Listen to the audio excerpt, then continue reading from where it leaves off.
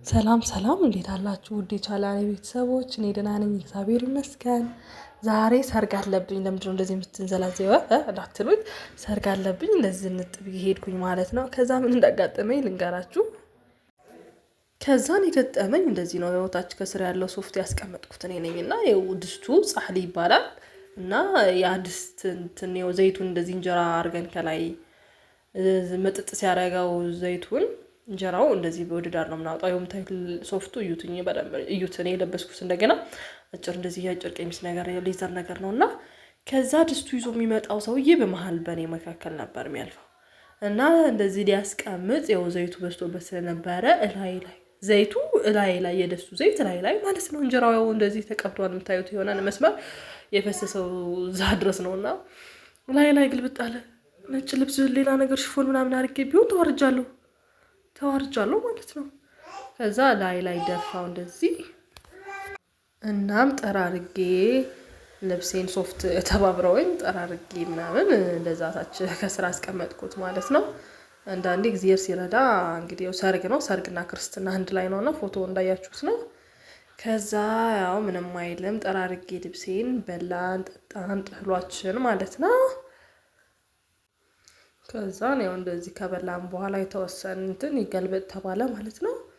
እዛ ድስቱ ላይ ያለው እንትን ነው ስጋ። ከዛ ነጩ ነገር እንደገና ህልበት ነው የሚባለው ማለት ነው። ከብዙ ነገሮች ነው የሚሰራው። እንጀራው ሁለት አይነት ነው የቀረበልን ያው እንደምታዩት ማለት ነው። የጤፍና የስንዴ ማለት ነው። እንደ ምርጫው የስንዴም እዚህ አካባቢ ስንዴ ይበላልና ስንዴም ጤፍም እንዲበላ ሰው እንደ ፍላጎቱ የስንዴም የጤፍም ነው የቀረበልን። ከዛ ድስቱ እንደዚህ ተገለበጠ። እንደዚህ ተደርጎ ተገለበጠ። ይሄው እንትኑ ድልህ ነው፣ ድልህ ብቻ ነው ማለት ነው። ድልህ ነው። ከዛ ስጋ ይገባበታል ማለት ነው። ለየብቻው በአንዳንድ ድስት ነው የሚሰራው።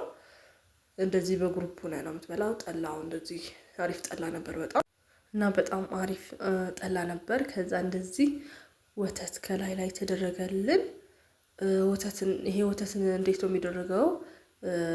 የሚገፋ ወተት ከተገፋ በኋላ ነጭ ሽንኩርት ምናምን ተደርጎበት ከዛ ከስጋው ላይ ድልህ ነው እንዳልኳችሁ፣ ስልስ አይደለም ድልህ ነውና ትንሽ የመቃጠል ባህሪ ያለው ሰው እንዳያቃጥል ድልህ ከድልሁ ላይ እንደዚህ ወተት ይደረጋል ማለት ነው።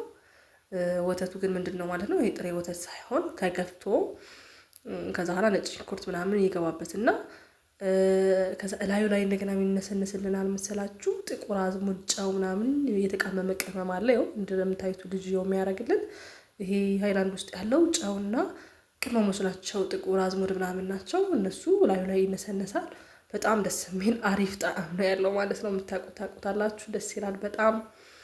እኔ ጤፍ እንጀራ ነው የሚመቸኝና ለዛ ነው ጤፍ ነው የምበላው እና አሪፍ ነው። ይስወዝ ጉድ ማለት ነው። እንደዚህ ያጋጠመኝ መልካም ጊዜ መልካም ቆይታ። እኔ ጋር ስለነበራችሁ አመሰግናለሁ። ሰብስክራይብ እና መልካም ጊዜ መልካም ቆይታ።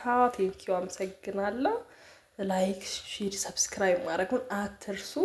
በደንብ ለብዙ እንዲደርስልኝ ሼር አድርጉልኝ ባካችሁን። አመሰግናለሁ። ባይ ባይ። መልካም ጊዜ መልካም ቆይታ። ባይ ባይ።